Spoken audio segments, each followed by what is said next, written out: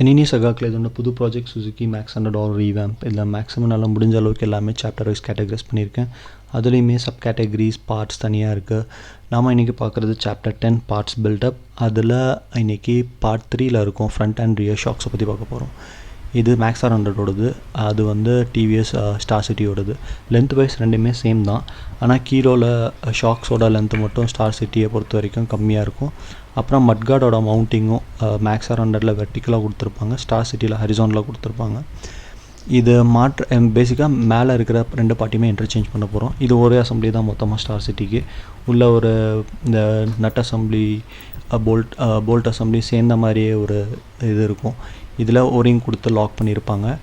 இது மேக்ஸ் 100ல் பார்த்தீங்கன்னா மேலே ஒரு வாஷர், போல்ட் அசம்பிளி, அப்புறம் உள்ள ஒரு ரப்பர், அதுக்கப்புறம் இந்த த்ரெட்டட் நட் டைப் அசம்பிளி வந்திருக்கும்.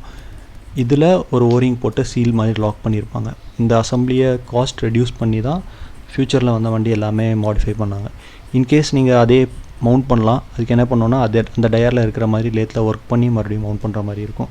இப்போ நம்ம சிம்பிளாக முடிக்கிறதுக்காக ஸ்டார் சிட்டியோடது எடுத்து இப்போ மேக்ஸ் 100ல் போட்டோம். இப்போ மேக்ஸ் 100ஓட எடுத்து ஸ்டார் சிட்டியில் போட போகிறோம். இதை மாடிஃபை பண்ணுறப்ப என்ன ப்ராப்ளம் வரும்னா மட்கார்டு ஒழுங்காக உட்காராது. ப்ராக்கெட் ஒன்று அடிஷ்னலாக மாடிஃபை பண்ணுற மாதிரி இருக்கும்.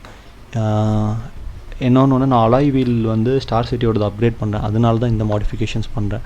மற்றபடி நீங்கள் இன்கேஸ் இதே ஸ்டார் சிட்டியோடது போனீங்கன்னா நீங்கள் டேரெக்டாக RX 100ஓட ஃப்ரண்ட் மட்கார்ட் போட்டிங்கன்னா எந்த ப்ராப்ளமும் இருக்காது, ஏன்னா அதோட மவுண்டிங்ஸ் ஹரிசான்டலாக வரும். அப்புறம் இந்த நட் அசம்பிளி மொத்தமாக உள்ள இந்த காயினை வச்சு டைட் பண்ணிடுங்க. டைட் பண்ணிட்டிங்கன்னா ஃபுல்லாக சீல் ஆயிரும். இதுக்கப்புறம் நார்மலாக இது வந்து நம்ம கோன் அசம்பிளியில் மவுண்ட் பண்ணுறப்போ இதை மாட்டிட்டு இந்த வாஷர் அப்புறம் போல்ட் அசம்பிளியை வச்சு டைட் பண்ணோம். இது ரியர் ஷாக்ஸ் வந்து இது ராயல் என்ஃபீல்டோடது. இது என் ஃப்ரெண்டுக்கிட்ட இருந்து வாங்கின ஷாக்ஸு. நானும் ராயல் என்ஃபீல்டு தான் யூஸ் பண்ணுறேன். அதனால் இதை 650 ருபீஸ் மட்டும் கொடுத்து இந்த சஸ்பென்ஷன் யூனிட்டை மொத்தமாக ரெடி பண்ணி எடுத்தோம். ரெடி பண்ணிவிட்டு இதோட இந்த காலர் இந்த ரப்பர் ரிங்கு வந்து சீட் ஆகாது. அதனால் இந்த ரப்பர் மட்டும் தனியாக வாங்கணும். எந்த பைக்கோட ஷாக்ஸ் நீங்கள் மாடிஃபை பண்ணாலுமே சரி, சேம் சைஸாக இருந்துச்சுன்னா பிரச்சனை இல்லை. இன்கேஸ் அதோட ஓரிங் டிஃப்ரென்ஸாக இருந்துச்சுன்னா நம்ம இந்த இதை மாடிஃபை பண்ணோம். ஏன்னா அப்போ தான் கரெக்டாக ஹோல்ட் பண்ணி நிற்கும். இதை வந்து எடுத்துகிட்டு உள்ளே ஒரு ஸ்டட்டு மாதிரி இருக்கும். இதுவும் சேம் உங்களோட பைக்கில் என்ன சைஸ் வருதோ அதோட அவுட்டர் டையாக்கு ஏற்ற மாதிரி இருக்கணும். பழசு இருந்துச்சுன்னா நீங்கள் எடுத்துகிட்டு போய் கொடுத்தீங்கன்னா புதுசாக எடுத்துகிட்டு போகணும். ரெண்டுத்துக்கும் சேர்த்து கரெக்டான சைஸை கடைக்காரங்க கொடுப்பாங்க. அதை மறுபடியும் இதில் மவுண்ட் பண்ணுங்கள். மவுண்ட் பண்ணுறதுல ஏதாவது டிஃபிகல்ட்டிஸ் இருந்துச்சுன்னா சோப் வாட்டர் யூஸ் பண்ணுங்கள். சோப் வந்து நீங்கள் யூஸ் பண்ணி முடிச்சதுக்கப்புறம் வேப்பர் ஆயிரும். இன்கேஸ் ஆயில் இல்லைனா க்ரீஸ் யூஸ் பண்ணிங்கன்னா அதிலே அப்படியே நின்றுட்டே இருக்கும். அதோட ப்ராப்பர்ட்டிஸ் கொஞ்சம் கொஞ்சமாக ரப்பரை வந்து ரியாக்ட் ஆக ஆரம்பிக்கும், ஒழுங்காக மவுண்ட் ஆகாது.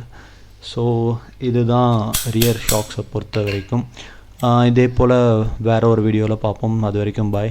வேறு ப்ளேலிஸ்ட்டில் நிறைய வீடியோஸ் இருக்குது, அதையும் பாருங்கள். வேறு எதுவும் டீட்டெயில்ஸ் வேணுன்னா கேளுங்க, சொல்கிறேன்.